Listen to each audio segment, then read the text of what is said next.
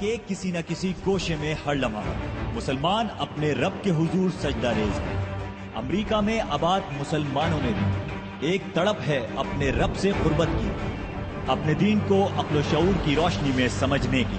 ایسے بے شمار سوالات کے اطمینان بخش جوابات کے لیے محمود احمد عوان اور مشہور و معروف اسکالر مفتی منیر احمد اخون کے ساتھ دیکھیے غیب کی باتیں صرف ٹی وی 1 گلوبل پر۔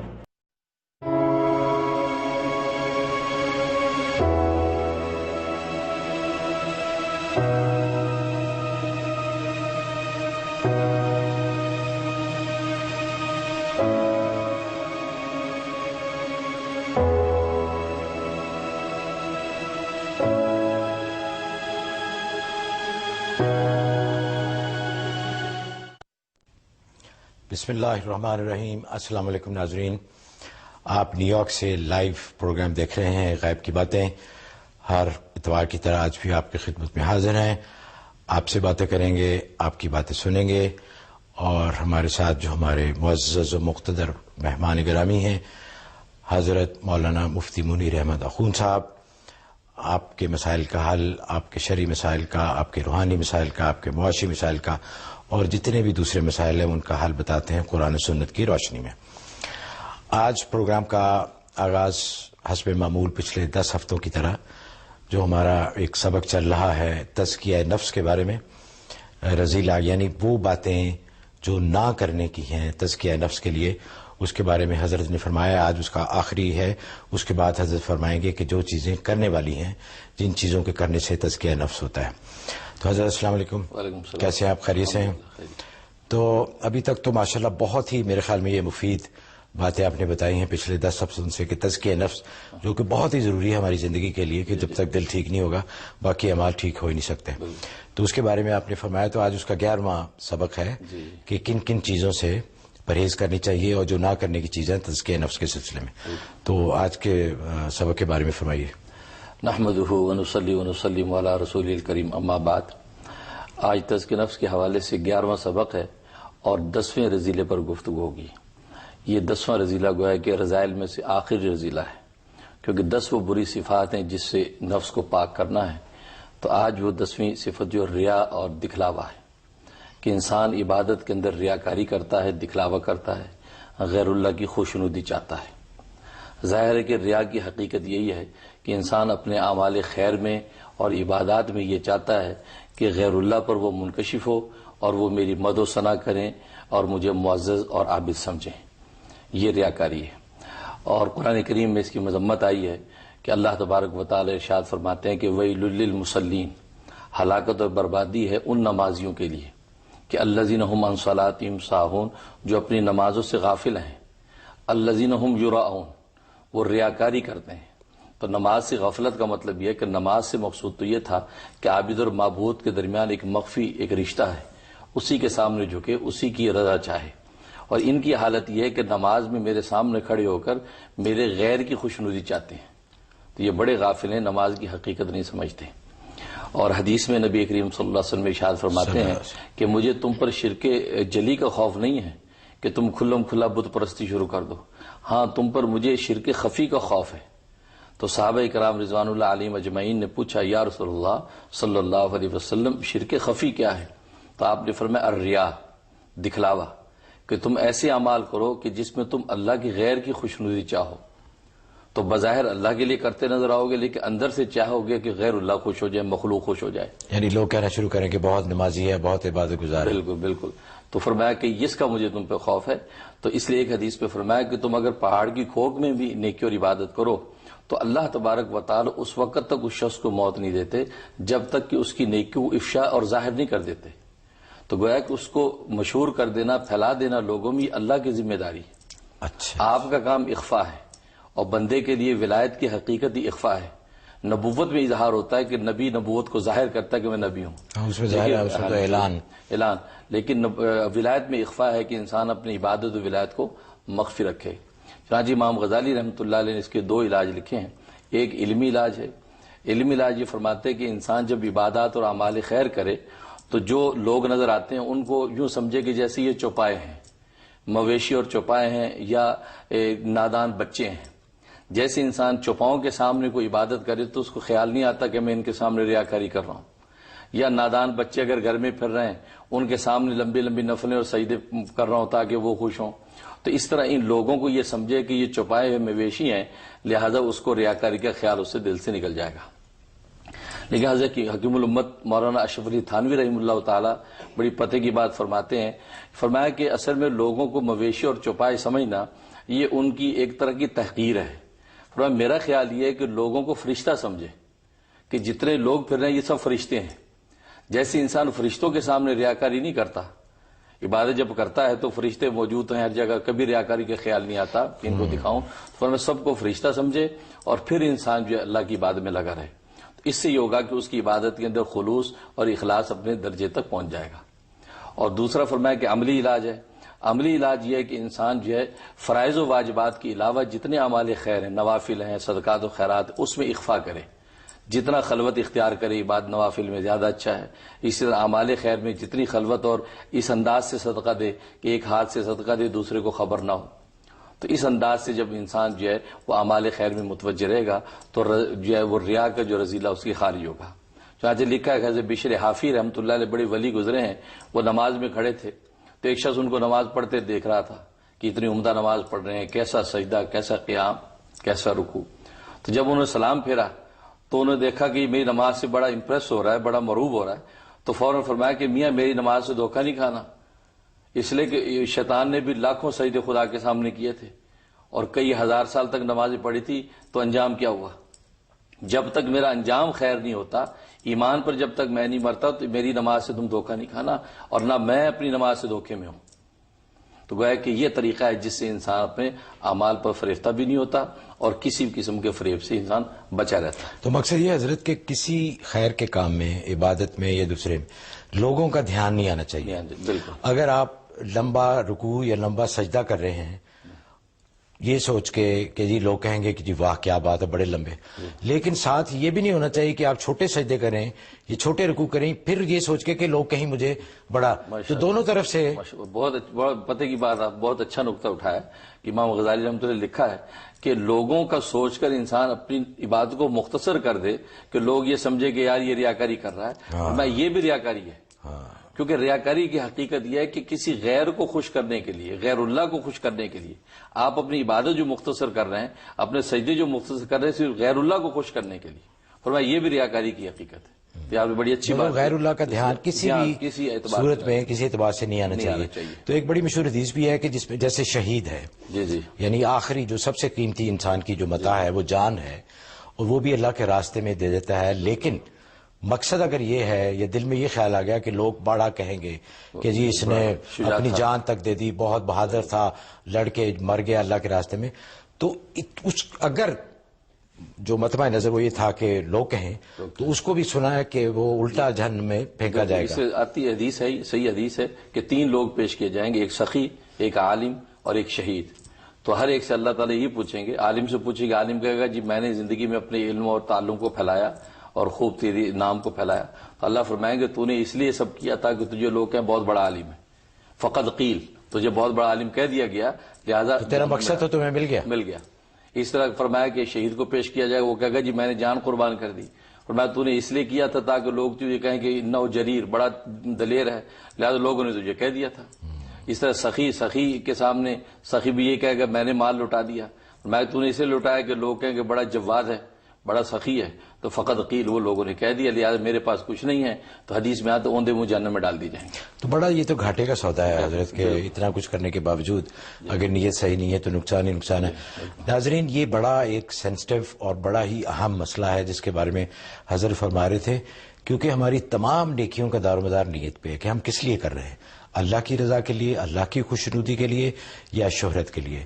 ہے تو بڑا مشکل کیونکہ کبھی نہ کبھی دل میں خیال آ جاتا ہے، لیکن اس کی پریکٹس کریں، بار بار سوچیں، اللہ کا دھیان رکھیں، اللہ کی محبت، اللہ کی خوشنودی اور اللہ کے خاطر ہی سب کچھ ہمارا کام ہونا چاہیے. کالز کا سلسلہ شروع کرتے ہیں. مسز مرزا ہیں نیو یارک سے. السلام علیکم. جی السلام علیکم. وعلیکم السلام. وعلیکم السلام. مجھے پتا کرنا تھا، میں آپ کے پاس 2-3 دفعہ حاضر ہوئی تھی. میں نے آپ نے مجھے پڑھنے کے لیے 2-3 وہ دیے میں رات کو عشاء کی نماز کے بعد پڑھنے کے لیے. جی ایک وقت میں 2-3-4 مطلب وظائف پڑھتی ہوں. تو مجھے یہ پتا کرنا تھا کہ ایک وقت میں ہم یہ ساری چیزیں اکٹھی پڑھ سکتے ہیں. اور دوسری بات یہ کہ خواب میں نے کسی کو اپنے میرے بہت ہی قریبی ہے اس کو امید سے دیکھنے کی مجھے تعبیر ذرا بتا دیں کہ کسی کو اگر خواب میں دیکھیں امید سے ہے وہ, تو اس کی تعبیر مجھے پلیز. اچھا ضرور, بہت بہت شکریہ. جہاں تک پڑھنے کا تعلق ہے تو وہاں ایک وقت میں آپ 2-3 وظائف تسلسل سے پڑھ سکتے ہیں, اس میں کوئی مذاکرہ نہیں ہے. اگر عشاء کے بعد پڑھنے کے مسلسل وظائف کا وقت نہیں ہے تو آپ بعض مغرب کے بعد پڑھ لیں, بعض کو دن میں پڑھ لیں, تو مختلف اوقات میں آپ ان کو ڈیوائیڈ کر سکتے ہیں, اس میں کوئی حرج نہیں ہے. باقی جو خواب کا مطلب یہ ہے کہ اگر ان کے ہاں جو ہے وہ اولاد کا سلسلہ جاری و ساری ہے تو اس کا مطلب انشاءاللہ وہ صاحب اولاد ہوں گے اور ان کو اولاد کی ضرورت سے اللہ تعالیٰ نوازیں گے. اور اگر ایسا کوئی معاملہ نہیں ہے تو اس کا مطلب یہ کہ ان کو مالی نفع ہوگا, ان کی مالی تنگی اگر ہے وہ دور ہو جائے گی اور مالی اعتبار سے ان کو خوشحالی نصیب ہوگی. اس لیے انہیں کہیں کہ حسب توفیق صدقہ دے دیں, انشاءاللہ ان کو خوشحالی ملے گی انشاءاللہ. نگہت ہے جی ڈیلس سے, السلام علیکم. جی السلام علیکم. وعلیکم السلام. میرا پہلا سوال یہ ہے کہ میں کافی دن سے سوال کرتی ہوں, میری بیٹی پاکستان میں کراچی میں تھی تو اس کا انتقال ہو گیا 1 مہینہ پہلے. تو بچے 3 ہیں, بیٹی 4 سال کی اور بڑا 10 سال کا ہے. تو وہ میں چاہتی ہوں کہ میں ان کو اپنے پاس لے آؤں, لیکن وہ ان کا باپ نہیں دے رہا ہے. اس کے لیے مجھے کوئی بتائیے گا کہ میں کیا وظیفہ پڑھوں جو ایسے ہو جائے کہ میرے پاس آ جائے بچے. اور دوسری بات یہ کہ میں جب سے دیکھ رہی ہوں کو, جب سے ہوا ہے میں اس کو خوش نہیں دیکھتی, اور جب بھی میں دیکھتی ہوں اس کو پریشان دیکھتی ہوں. اور خواب میں رات مجھے نیند نہیں آتی ہے. خواب میں دیکھتی ہوں جی خواب میں نے جتنی دفعہ دیکھا ہے پریشان دیکھا ہے. اور مجھے رات کو پوری رات مطلب جو ٹائم تھا نا 3 بجے رات کو اس وقت سے مجھے نیند نہیں آتی, میں پوری رات جاگتی. اور مجھے ابھی تک سمجھ گیا تھا میری ایک ہی بیٹی تھی. بڑا افسوس ہوا جی. ہم اللہ تعالیٰ. آج میرے بھائی وہاں مدینے میں تھے, مدینے میں رہتے, تو انہوں نے خواب میں دیکھا کہ میرے کزن 2 ہیں وہ کھڑے ہوئے, ان سے کہہ رہی ہیں کہ آپ لوگ جانور یہ پالتے ہیں یہ وہ, تو اپنا دوپٹہ یوں پھیلاتی ہے تو اس کے دوپٹے میں سے سانپ گرتے. تو مجھے بتائیے کیا بات ہے. اچھا ضرور انشاءاللہ. بالکل صبر نہیں آتا مجھے, صبر کے لیے بتائیے. اچھا جی بہت بہت شکریہ انشاءاللہ. حضرت پہلا مسئلہ تو دعا کے ساتھ ساتھ مشورے والا بھی ہے, کیونکہ باپ کے پاس ہیں بچے اور یہ نانی ہیں اور یہ چاہتی ہیں ان کے پاس آ جائیں, تو فرمائیے کہ کیا کرنا چاہیے انہیں. ہاں, تو جہاں تک وہ مسئلے شرعی مسئلے کا تعلق ہے تو بچے اگر چھوٹے ہیں تو ان کی پرورش کا معاملہ جو ہے وہ ماں اگر نہیں ہے تو خالہ کی طرف منتقل ہوتا ہے. خالہ ہوتی ہیں, نانی ہوتی ہیں, یہ جو ننیال کے جو رشتہ دار ہیں یہ مقدم ہوتے ہیں. باپ کا نمبر بہت دیر میں آتا ہے. تو اگر شرعی بنیاد پر فیصلہ ہو تو چھوٹے بچے اگر ہیں تو وہ نانی یا خالہ کے پاس ہی آئیں گے اور انہی کو ان کی تربیت کرنی چاہیے, اور باپ کو بھی کوئی ضد نہیں کرنی چاہیے. لہٰذا اس سلسلے میں مجاز عدالت کا دروازہ کھٹکھٹا کے آپ اگر اپنا حق لے سکتی ہیں تو لینا چاہیے. باقی آپ اپنے صبر کے لیے لا حول ولا قوت الا باللہ العلی العظیم یہ 500 دفعہ مغرب کے بعد پڑھیں, اول آخر 100 دفعہ درود شریف. انشاءاللہ اس سے آپ کو صبر آئے گا اور اطمینان نصیب ہوگا. باقی رہا کہ ان سے حاصل ہو جائیں بچے, اس کے لیے سورۃ النساء کی آیت نمبر 75, سورۃ النساء آیت نمبر 75 یہ آپ نے 41 دفعہ ظہر کے بعد پڑھنی ہے, اول آخر 11 مرتبہ درود شریف. انشاءاللہ اللہ تعالیٰ ایسے راستے بنا دیں گے کہ بچے آپ کے پاس پہنچ جائیں گے. یہ آپ 90 دن کی نیت سے شروع کر دیں. باقی جو خواب دیکھیں خواب واضح ہیں کہ ظاہر ہے کہ وہ پریشان ہیں, ہو سکتا ہے بچوں کے حوالے سے ہی پریشانی ہو, آپ ان کے لیے ایصال ثواب کریں اور ان کی فی الحال باپ کے پاس رہتے ہوئے بچوں کی جو خدمت کر سکتے ہیں مالی اعتبار سے, تحفے تحائف کے ذریعے سے, وہ آپ کی حفاظت اپنی جاری رکھیں. انشاءاللہ اللہ تعالیٰ آپ کو صبر و استقامت دیں گے انشاءاللہ. بڑی سیڈ سٹوری ہے جی, ویسے اللہ ان کی مدد کرے. ناظرین وقت ہوا ایک چھوٹی سی بریک کا. بریک پہ جانے سے پہلے ہم شکر گزار ہیں ہمارے sponsor Shah Nawaz frozen food.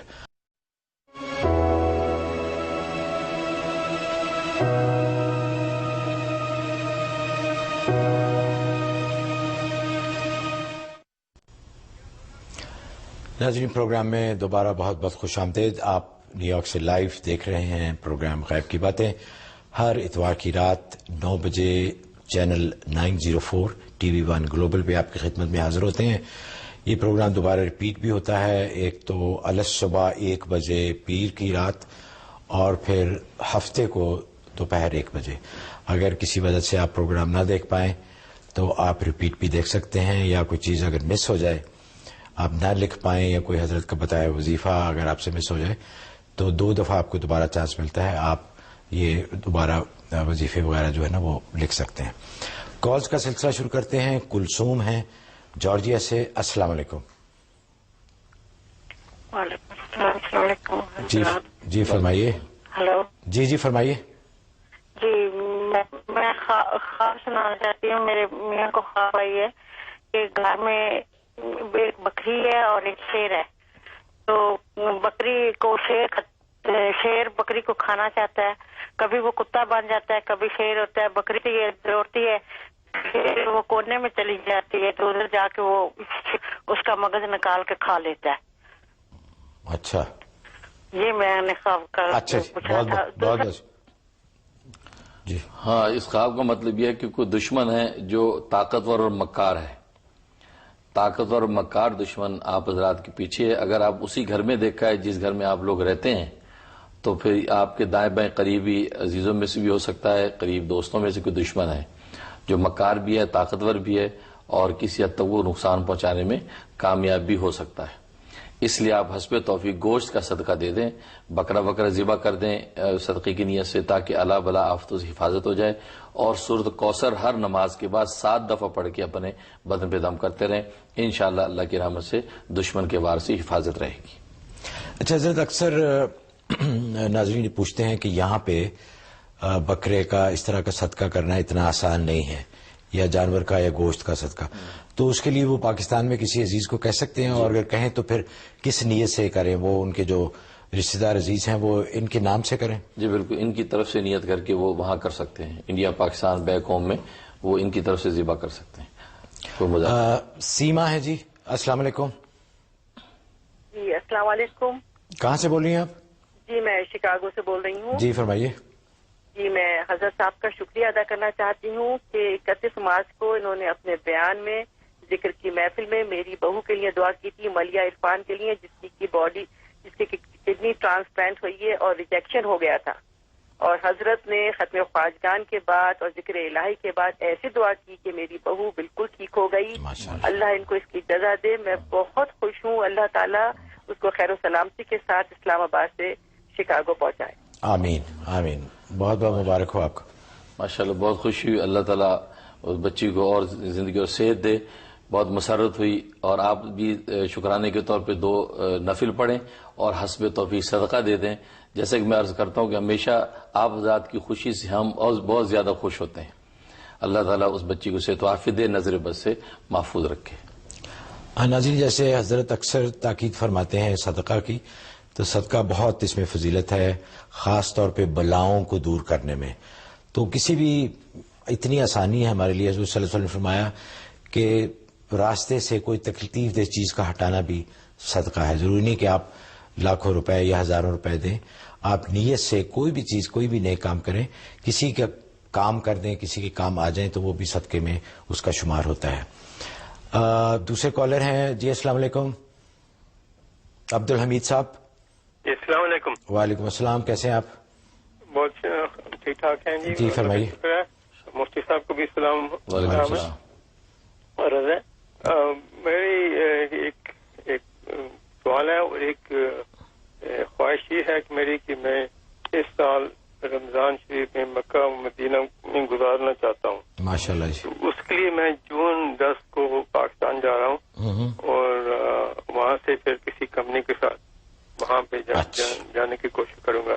تو اس کے لیے میرے لیے اگر دعا کریں تو یہ اگر ہو جائے تو ضرور جی، ضرور انشاءاللہ۔ اگر بتائیں ان کو کوئی خاص وظیفہ کر لے جو جس کے لیے آسانی۔ بالکل، میں دعا بھی کرتا ہوں، دل سے دعا کرتا ہوں، اللہ تعالیٰ آپ کی اس نیک خواہش کو پورا کرے۔ آپ یا مسبب الاسباب یا ذل جلال والاکرام، یا مسبب الاسباب یا ذل جلال والاکرام، یہ مغرب کے بعد 101 دفعہ پڑھیں، اول آخر 11 مرتبہ درود شریف۔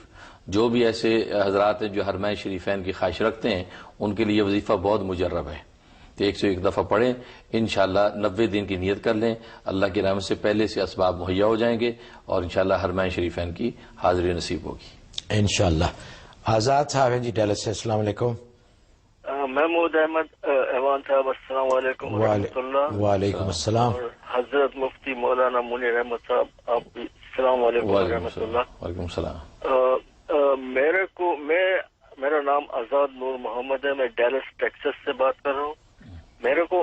میں آنکھیں چیک کروانے گیا تھا نمبروں کے لیے، تو ڈاکٹر نے کہا کہ میری آنکھوں میں پروٹین ہو رہا ہے اور یہ پروٹین اس وقت ڈرائی فارم میں ہے، اور جب یہ لکوڈ فارم میں ہو جائے گا تو میری آئی سائٹ جو ہے وہ چلی جائے گی، اور اس کا آج تک کوئی ان کے پاس علاج ہے نہیں۔ اچھا۔ اور دوسری چیز، میرے کو ہارٹ پلپٹیشن ہے، میری دل کی دھڑکن تیز ہو جاتی اور بلڈ پریشر ہائی ہو جاتا ہے۔ ایون میں رات میں سویا ہوتا ہوں، کبھی کبھی 1-2 بار ہوا ہے کہ نیند کے اندر رات کو 3-3 بجے ایک دم سے تیز ہو گئی۔ تو پلیز مفتی صاحب اگر آپ کوئی اچھا وظیفہ دے دیں پلیز۔ جی ضرور انشاءاللہ، ضرور انشاءاللہ۔ ماشاءاللہ، آپ آنکھوں کے لیے 2 عمل نوٹ کر لیں۔ ایک تو سورۃ النبا، یہ اما پارے میں پہلی بڑی سورت ہے۔ سورۃ النبا یہ آپ نے 3 دفعہ ظہر کے بعد پڑھنی ہے، عرق گلاب پہ۔ عرق گلاب پہ دم کر کے رکھ لیں اور اس کو ڈراپر میں ڈال لیں، وہ صبح شام 2 قطرے آپ نے آنکھوں میں ڈال لیں۔ یہ ایک عمل یہ کرنا ہے۔ اور دوسرا سورۃ واللیل، سورۃ واللیل آپ نے پانی پہ دم کرنا، رات میں 7 دفعہ پڑھنا ہے پانی پہ، اور پانی کو ڈھک کے رکھ دینا، رات بھر پڑا رہے گا، اور صبح جو ہے آنکھوں پہ چھینٹے مارنے اس پانی کے، اچھی طرح آنکھیں اس پانی سے آپ نے دھونی ہے۔ تو یہ دونوں عمل 92 ڈیز کی نیت سے شروع کر لیں، انشاءاللہ آپ کی آنکھوں کا مسئلہ حل ہو جائے گا۔ اور دوسرا جو ہے آپ کی ہارٹ کا مسئلہ جو ہے، اس کے لیے سورۃ الرعد، سورۃ الرعد کی آیت نمبر 28 نمبر آیت، یہ 41 دفعہ آپ نے پانی پہ دم کرنی ہے صبح فجر کے بعد، اور دن بھر اسی پانی میں سے پیتے رہنا رات تک۔ تو اگلے دن نیا پانی دم کر لیں۔ اس طریقے سے 120 دن کی نیت سے شروع کر لیں، تو جن کو بھی یہ تکلیف ہو یا بلڈ پریشر کا مسئلہ ہو، اس کے لیے بہت مجرب ہے، انشاءاللہ آپ کو فائدہ ہوگا انشاءاللہ۔ ورجینیا سے کال کر رہی ہیں جی فاطمہ، السلام علیکم۔ السلام علیکم۔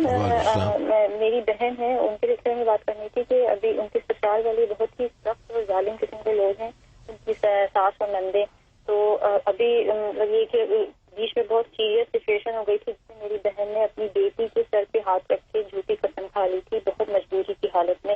تو اس کے بعد سے وہ بہت پریشان ہے کہ اس کا کفارہ بتا دیں، اور ابھی کچھ دن پہلے انہوں نے خواب میں دیکھا ہے کہ وہ کمرے میں بیٹھی ہیں اپنی بیٹی کے ساتھ، درمیانی روشنی ہے اور سامنے ایک آدمی 2 قبریں کھود رہا ہے، اور اس کی جو بڑی نند ہے وہ جو ہے قبر کے اندر کچھ ڈالتی کی جا رہی ہے۔ تو میری بہن جو ہے وہ دل میں بہت ناراض بھی ہو رہی ہے، پریشان بھی، کہ جیسے ان کی بہن میں یہ ہے کہ ابھی ان کی بیٹی کو مطلب لٹایا جائے گا اس میں، تو اس کو کتنی پریشانی اور تکلیف ہوگی۔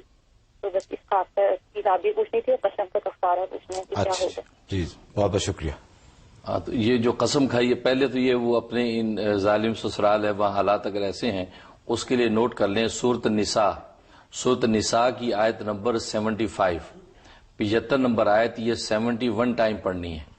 یہ دن میں کسی وقت پڑھ سکتی ہیں، اول آخر 11 مرتبہ درود شریف، یہ پڑھ کے پوری توجہ سے اللہ سے دعا کرتی رہیں۔ ایک تو یہ عمل کرے، انشاءاللہ سارے حالات ان کے سازگار ہو جائیں گے۔ باقی قسم کا کفارہ، اب قسم کی نوعیت دیکھنی ہے کہ قسم کیا کھائی ہے۔ اگر زمانہ ماضی کے اعتبار سے قسم کھائی ہے، مثلا یہ کہہ دیا کہ خدا کی قسم میں نے یہ کام نہیں کیا جبکہ کیا تھا، تو اس کا کفارہ نہیں ہوتا، اس کا کفارہ توبہ اور استغفار ہے۔ اس کی کثرت سے توبہ استغفار کریں، 2 رکعت نفل توبہ پڑھ کے اللہ سے کریں، کیونکہ جو یمین منعقدہ ہوتی ہے، آئندہ کے اعتبار سے اگر قسم کھائی ہے کہ اللہ کی قسم میں یہ کام نہیں کروں گی اور وہ کر لیا، تو یہ قسم ٹوٹ گئی ہے، اس کا کفارہ، ایسی اگر قسم کھائی ہے تو اس کا کفارہ یہ ہے کہ آپ 3 روزے متواتر رکھیں، یا 10 مسکینوں کو 2 وقت کا کھانا کھلائیں، یا یہ کہ 10 مسکینوں کو کپڑا اور لباس پہنائیں، یہ اس کا کفارہ ہے۔ تو اس طریقے سے آپ یہ کفارہ ادا ہو جائے گا۔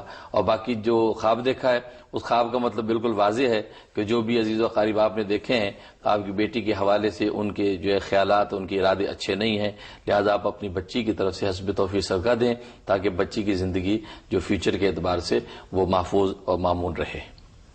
اچھا حضرت، یہ ایک بڑا عجیب نقطہ آپ نے فرمایا ہے کہ جو ماضی کے بارے میں قسم کھائی جائے، مثلا اگر کوئی چور ہے، اس نے چوری کی ہے اور وہ جھوٹی قسم کھا لیتا ہے قرآن پہ ہاتھ رکھ کے یا کسی بچے کے سر پہ ہاتھ رکھ کے کہ میں نے یہ چوری نہیں کی، تو اس کا کفارہ کوئی نہیں؟ کوئی کفارہ، یہ یمین غموس کہلاتی ہے کہ جھوٹی قسم کھا لی پاسٹ کے اعتبار سے، تو اس کا کفارہ یہ ہے کہ انسان گناہگار ہے اور توبہ استغفار کرے۔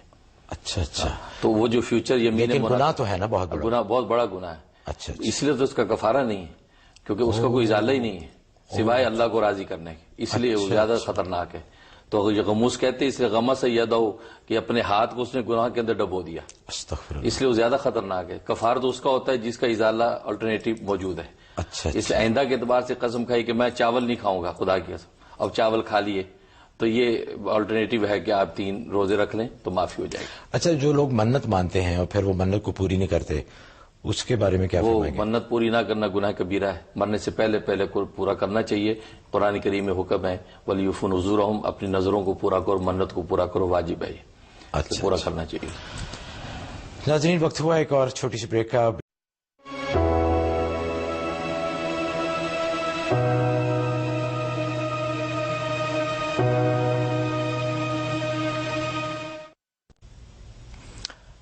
غیب کی باتیں، یہ پروگرام آپ نیو یارک سے لائیو دیکھ رہے ہیں ٹی وی 1 گلوبل پر۔ کالز کا سلسلہ شروع کرتے ہیں۔ شازیہ ہیں کینیڈا سے، السلام علیکم۔ وعلیکم السلام ورحمۃ اللہ وبرکاتہ۔ جی فرمائیے۔ جی مفتی صاحب کو سلام۔ جی وعلیکم السلام۔ جی میرے چھوٹے چھوٹے 3 مسئلے ہیں۔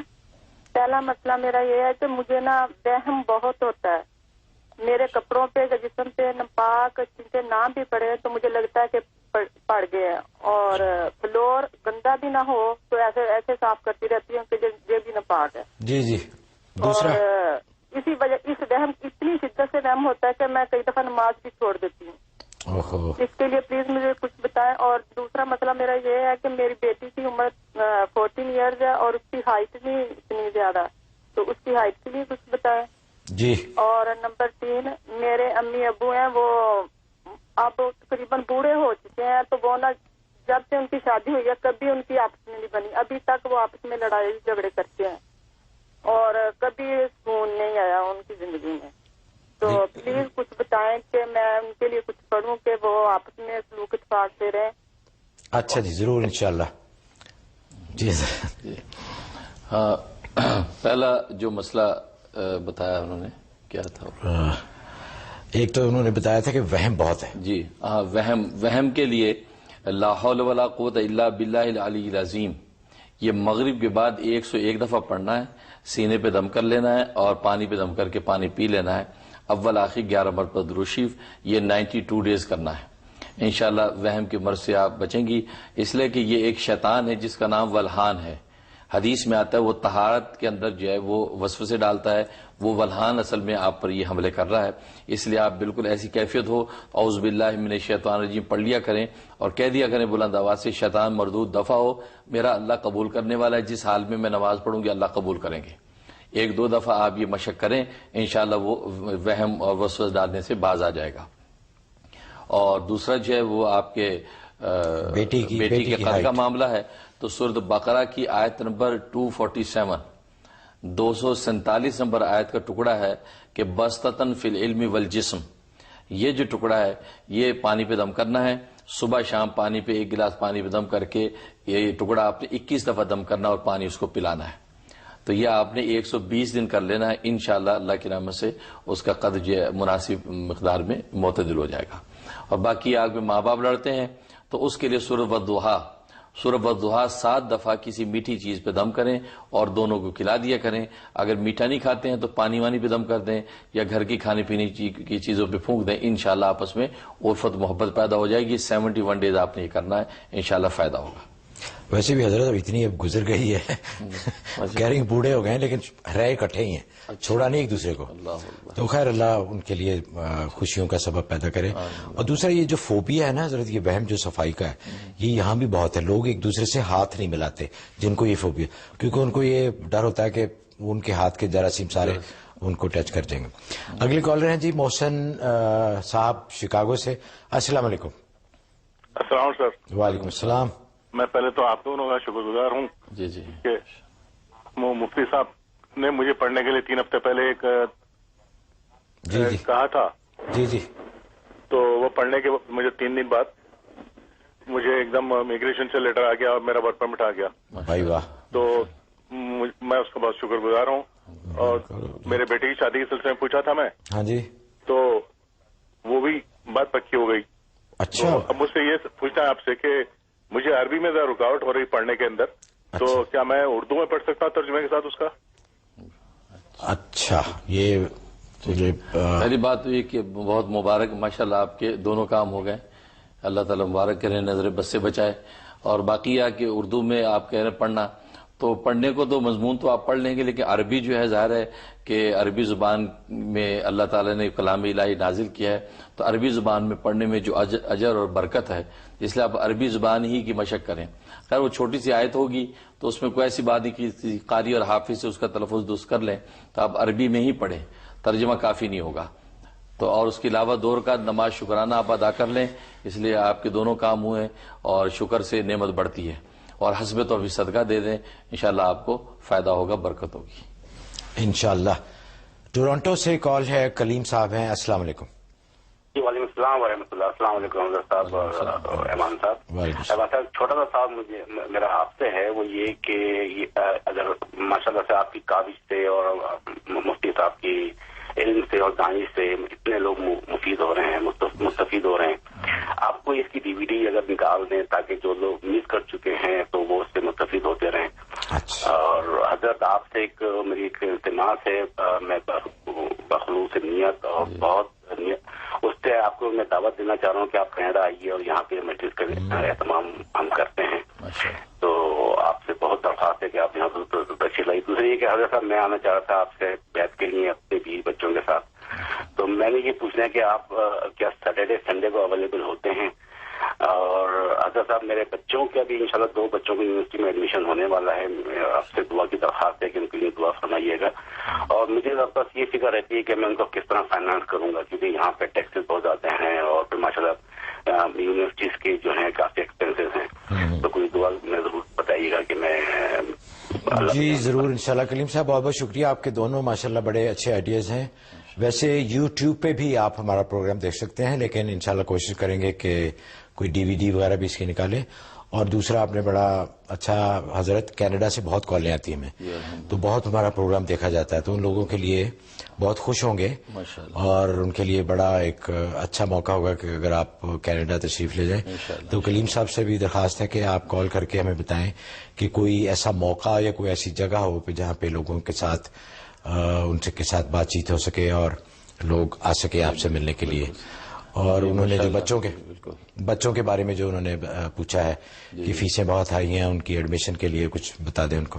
یہ ماشاءاللہ سب سے پہلے تو آپ کی اظہار محبت کا شکریہ. اللہ تعالیٰ آپ کی محبت کو قبول فرمائے.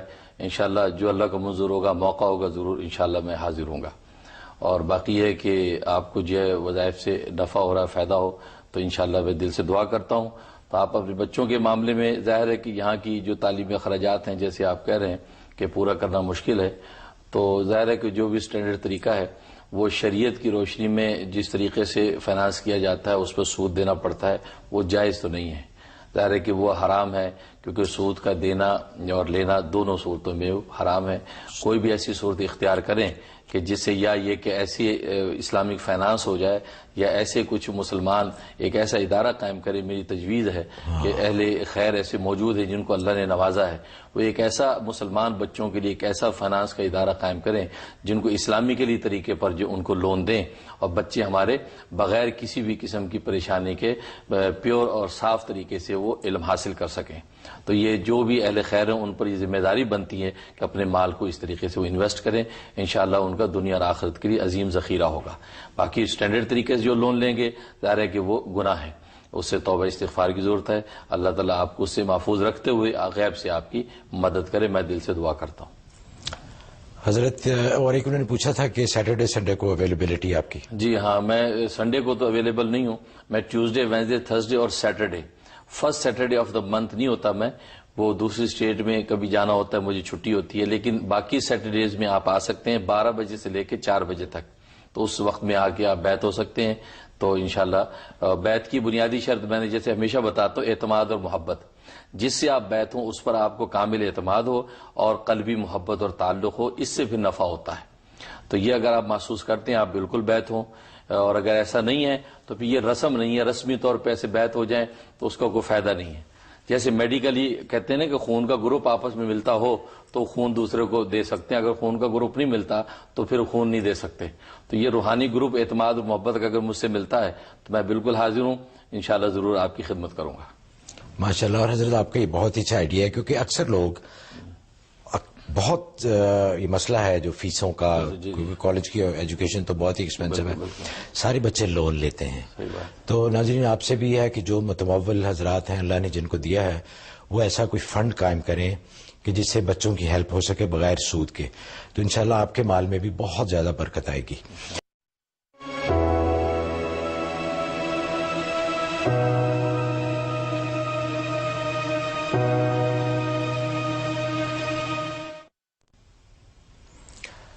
ناظرین آپ دیکھ رہے ہیں لائیو نیو یارک سے پروگرام غیب کی باتیں.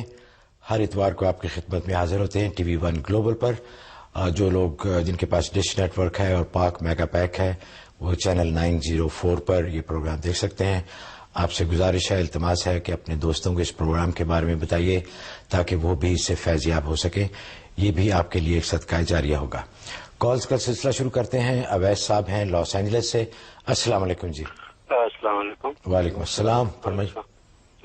حضرت سے سوال تھا کہ مجھے تقریباً 4-5 سال ہو گئے، میں پہلے ہوٹل مینجمنٹ کی جاب کرتا تھا. جی. وہاں سے لے آف ہوا اور اس کے بعد سے پھر بھائی کے ساتھ کنسٹرکشن میں کام کرتا رہا. وہ کنسٹرکشن یہاں پہ بالکل ڈاؤن ہو گئی. اب بڑی مشکل سے ایک جاب ملی ہے جو کہ کمیشن بیس کے اوپر ہے کہ آپ بیچیں گے تو آپ کمائیں گے. تو لیکن وہ اس کا کمیشن بہت اچھا ہے. اور دسمبر سے ملی ہے تو اس کی ٹریننگ وغیرہ ہو کے اب سب ٹریننگ بھی ہو گئی ہے، لائسنس بھی ہو گیا ہے. اب میں نے پچھلے ہفتے میں نے 3 ڈیلز لکھی ہیں، جس میں 2 تو چلی گئی آگے. ایک نے لکھ دی ڈیل لیکن اس نے چیک ہاتھ میں میرے پاس چیک ابھی تک رکھا ہوا ہے لیکن اس نے پیپر مجھے نہیں دیا کہ وہ ابھی پڑھیں گے. اچھا. کہ ابھی میں پڑھوں گا، اپنے آپ کو سیٹسفائی کروں گا، اس کے بعد دوں گا پیپر. مطلب سیلز کا جاب ہے آپ کا؟ جی ہاں، سیلز کی جاب ہے وہ. یہ بڑا چیلنجنگ ہوتا ہے. یہاں سیلز کی جاب ہے. ایک سیل ہو جائے تو پھر دوسری سیل کا سامنا ہوتا ہے. جی. خیر اینی وے آپ کا سوال کیا ہے؟ میں تو سوال یہ ہے کہ اللہ میاں اس میں میرے کو برکت دے دے، اگر یہ میرے لیے بہتر ہے تو اس کے لیے کوئی چیز مجھے. اچھا، مطلب آپ کی سیل زیادہ سے زیادہ ہو. جی ضرور انشاءاللہ. اس کے لیے آپ ایسا کریں، سورۃ بنی اسرائیل آیت نمبر 80، سورۃ بنی اسرائیل آیت نمبر 80 یہ آپ نے 41 دفعہ پڑھنی عشاء کے بعد، اول آخر 11 مرتبہ درود شریف. یہ 90 دن کی نیت سے شروع کرنا ہے. دوسرا، جب آپ جاب پہ نکلا کریں تو اس وقت 5 سورتیں تلاوت کر کے نکلا کریں. ایک سورت کافرون، اس کے اور بسم اللہ کے ساتھ پڑھنی ہے سب صورتیں، سورت کافرون، سورت نصر اور آخری تینوں قل هو اللہ، فلق اور ناس. ہر ایک سے پہلے بسم اللہ پڑھنی ہے اور آخر میں پھر ایک مرتبہ بسم اللہ الرحمن الرحیم پڑھ لینی ہے. حدیث میں اس کی بڑی فضیلت آئی ہے. ایک غریب صحابی نے آپ صلی اللہ علیہ وسلم سے پوچھا تھا کہ میں مالدار بن جاؤں، تو آپ نے فرمایا کہ جب بھی تو گھر سے نکلا کر تو یہ 5 صورتیں ماں بسم اللہ پڑھ لیا کر اور آخر میں ایک مرتبہ بسم اللہ پڑھ لینا. تو صحابی فرماتے کہ میں نے اس پہ عمل کیا، اللہ تبارک و تعالی نے میری غربت کو دولت سے بدل دیا، میں مالدار ہو گیا. تو یہ بہت مجرب وظیفہ ہے. یہ سیل کی جب نکلیں یہ پڑھ لیا کریں اور وہ عمل کریں، انشاءاللہ آپ کی کفایت ہوگی انشاءاللہ. مزوری سے کال ہے جی، مسز شوکت ہے لائن پہ. السلام علیکم. السلام علیکم. وعلیکم السلام. دونوں حضرات کو میرا السلام علیکم. وعلیکم السلام. میری سسٹر نے 2 مہینے پہلے میرے لیے کال کیا تھا اور میرے بیٹے کے لیے. میری آنکھوں میں ڈرائینس آرتھورائٹس کی وجہ سے، اور آپ نے جو بتایا تھا وہ میں نے پورا پڑھا 41 days سورۃ قریش ود روز واٹر، لیکن میری آنکھوں میں ابھی تک کوئی فرق نہیں پڑا. میرا یہ حساب ہے، میں اپنی جاب پہ ڈرائیونگ پہ جاتی ہوں اور کسی وقت یہ سے میری آنکھیں رسپانس نہیں دیتی کہ میں آنکھوں کو کھول سکوں. مجھے ایک سائڈ پہ گاڑی کھڑی کرنی پڑتی ہے، پانی لگاؤ، میڈیسن ڈالوں، تب جا کے کبھی ہوتا ہے. روز واٹر نے بھی نہیں کچھ ابھی تک کیا، اور جو آپ نے مجھے پڑھنے کے لیے سورۃ قریش کا دیا تھا وہ 41 days میں نے پورا پڑھا جیسے آپ نے کہا تھا. روز واٹر میں نے عربک اسٹور سے لیا تھا، اگر یہی روز واٹر ہے تو ٹھیک ہے، اگر کوئی اور ہے تو آپ بتا. ٹھیک ہے ضرور انشاءاللہ. جی حضرت وہ کہہ رہے ہیں ان کا کوئی. اس کے لیے آپ ایک عمل یہ شروع کریں، سورۃ واللیل، سورۃ واللیل رات کو 7 دفعہ پانی پہ دم کر کے رکھ لیں اور پانی کو ڈھک دیں. اول آخر 3 دفعہ درود شریف دم کر دیں تو وہ پانی صبح میں اس پانی کے اپنے آنکھوں پہ چھینٹے مارنے ہیں. یہ آپ 92 ڈیز کی نیت سے شروع کر دیں. دوسرا سورہ قریش آپ جو ہے دن بھر میں وقفے سے 7 مرتبہ پڑھیں. سورہ قریش 7 مرتبہ پڑھ کے اپنی انگلیوں کے پوروں پہ پھونک کے اپنی آنکھوں پہ انگلیاں ملتیرا کریں. دن میں جتنی دفعہ بھی ہو جائے یہ عمل کرتے رہیں. اور باقی روز واٹر پہ جو عمل کرنے کا ہے آپ نے 41 ڈیز کیا لیکن اس کو آپ جاری رکھیں اور اس کے اوپر آپ سورۃ النبا دم کریں. سورۃ النبا 3 مرتبہ ظہر کے بعد اب روز واٹر پہ دم کر کے وہ آپ اپنی آنکھوں پہ ڈالتے رہیں. 120 دن اس کے پورے کر لیں. انشاءاللہ کوئی وجہ نہیں ہے, اللہ کے کلام ضرور اثر دکھائے گا, آپ کی کیفیت بالکل ٹھیک ہوگی انشاءاللہ. سورۃ نبا وہ اما یتساءلون جو 30ویں سپارے کی پہلی سورت ہے. ظفر صاحب ہیں جی الینوائے سے. السلام علیکم.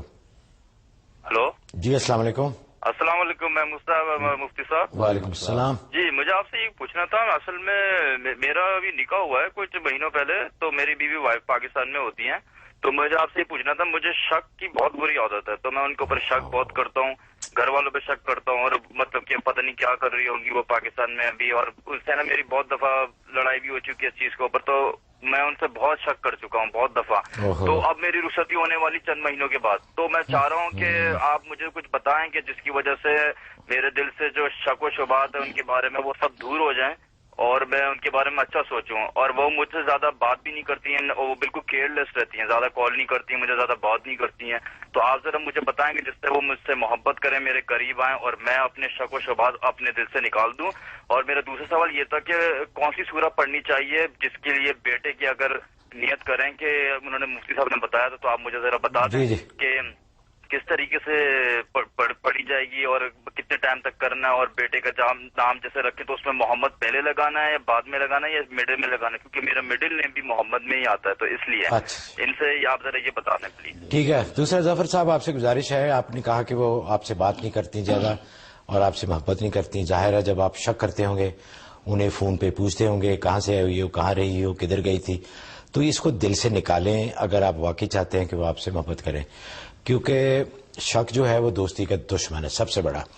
میں حضرت سے بھی گزارش کروں گا کہ وہ آپ کو کوئی اس کے لیے وظیفہ بھی بتائیں اور آپ کے دوسرے مسئلے کے بارے میں بھی. جی میرا خیال یہ ہے کہ یہ شک نہیں ہے, یہ محبت ہے, کیونکہ محبت جتنی زیادہ ہوتی ہے تو عاشق اپنے محبوب کے بارے میں مشکوک ہی رہتا ہے کہ کوئی دوسرا رقیب تو قریب نہیں آ گیا کہیں. اس لیے محبت ہے, شک نہیں ہے. آپ پریشان نہ ہوں, اس لیے کہ شوہر کو ایک حد تک شکی ہونا بھی چاہیے, اس سے تحفظات قائم رہتے ہیں اور اس سے جو ہے فیملی اسٹرکچر جو ہے بریک نہیں ہوتا. اگر دونوں کیئر لیسنس کا شکار ہو جائیں, میاں کو بیوی کی پرواہ نہیں ہے, بیوی کو میاں کی پرواہ نہیں, بیوی کو بھی ایک حد تک شکی ہونا چاہیے کہ شوہر سے پوچھے بھی کہاں گئے تھے, تو یہ ایک دوسرے کو انسان سیدھے راہ پہ رکھتا ہے. لیکن ایک یہ شک حد سے زیادہ بڑھ جائے تو یہ تعلق کو توڑ دیتا ہے. آپ ان حدود کو تجاوز نہ کریں کہ اتنا زیادہ شک کریں کہ اس کو جو ہے وہ اس کی انسلٹ ہونے لگے اور وہ ڈیگریڈ محسوس کرے. یہ نہ کریں. ہاں ایک حد تک بھی کہاں گئے کا وہ آپ کو جو خیال آتے پتہ نہیں کہاں ہے کیسا ہے, وہ آپ کی محبت کا ہے. اور باقی جب رخصتی ہو جائے گی انشاءاللہ وہ بھی نہیں ہوگا, رخصتی ہو جائے گی اکٹھے رہیں گے تو انشاءاللہ آپ کی کیفیت بھی درست ہو جائے گی. لیکن ویسے فی الحال آپ ایسا کریں کہ سورۃ طٰہٰ کی آیت نمبر ہے 39, آیت نمبر 39 یہ 41 دفعہ روز پڑھ لیا کریں. پڑھ کے آپس کی الفت محبت کی دعا کر لیا کریں اور دعا کریں کہ یا اللہ ایسے شکوک و شبہات کہ جس سے ہمارے تعلق کے اندر رکھنا پیدا ہو وہ پیدا نہ ہو. ہاں اتنا شک و شبہ کہ جو ایک دوسرے کے تحفظات کا ذریعہ ہو, بس اتنا رہنا چاہیے, اس سے زیادہ نہ ہو. یہ دعا کرتے رہیں, 90 دن کی نیت سے شروع کر دیں, انشاءاللہ اس سے آپ کو بڑا فائدہ ہوگا. اور انہوں نے مختصر حضرت ٹائم ختم ہونے والا شو کا اولاد نرینہ کے بارے میں, اولاد نرینہ کے لیے اس میں نے بتایا تھا کہ جب حمل ٹھہر جائے تو خوشخبری آ جائے تو اس حمل کا نام محمد رکھ دیں, کہ یہ نیت کرے کہ یا اللہ اس حمل کا نام میں نے تیرے پیارے نبی صلی اللہ علیہ وسلم کے نام پہ محمد رکھ دیا ہے, اور جب وہ بیٹا پیدا ہو جائے تو پھر محمد نام کی آگے پیچھے کوئی اور نام آپ لگا سکتے ہیں. محمد نذیر, محمد بشیر رکھ سکتے ہیں, یا اس سے پہلے کوئی دوسرا نام رکھ سکتے ہیں, تو اس میں کوئی مذاکرہ نہیں ہے. آپ مڈل بنائیں یا جو شروع فرسٹ نیم بنا دیں, اس میں کوئی مذاکرہ نہیں ہے, لیکن محمد نام اس کا حصہ نام کا رہنا چاہیے. یہ نیت کر لیں اور سورۃ یوسف 4 مہینے تک تلاوت کر کے پانی پیتے رہیں, انشاءاللہ صحت مند خوبصورت بیٹا پیدا ہوگا انشاءاللہ. ناظرین وقت ختم ہو جاتا ہے، اور ویسے ایک گزارش بھی ہے کہ محبت میں اعتماد بہت ضروری ہے. جتنا آپ اعتماد کریں گے کسی کے اوپر، اگر محبت کر رہے ہیں، یہ محبت ایکسپیکٹ کر رہے ہیں، تو اعتماد کا ہونا بڑا ضروری ہے. پروگرام ختم کرنے سے پہلے تھوڑی سی اپنے چینل کی بھی مشہوری کر دیں. ہمارے ٹی وی ون گلوبل کی نئی ساماہی شروع ہوئی ہے. نئے پروگرام آئے ہیں جس میں بہت اچھے ڈرامے ہیں، بڑے سبق آموز بھی ہیں، اور آپ وہ ڈرامے دیکھیں گے تو آپ فرق محسوس کریں گے کہ جس طرح دوسرے چینلز پہ ڈرامے چلتے ہیں یہ ان سے بہت بہتر ہے. پروگرام خداحافظ کرنے سے پہلے اگر محمود آوان سے اللہ اور اللہ کے بندوں کے حق میں کوئی کوتاہی ہوگی تو اس کے لیے اللہ اور اللہ کے بندوں سے معافی کا طلبگار ہوں. سبحان ربک رب العزت عما یصفون وسلام علی المرسلین والحمد للہ رب العالمین. اس امید کے ساتھ کہ آپ کی پذیرائی اور آپ کی دعائیں ہمارے ساتھ رہیں گی، مجھے اور حضرت مفتی منیر احمد اخون کو اجازت دیجیے. اللہ حافظ.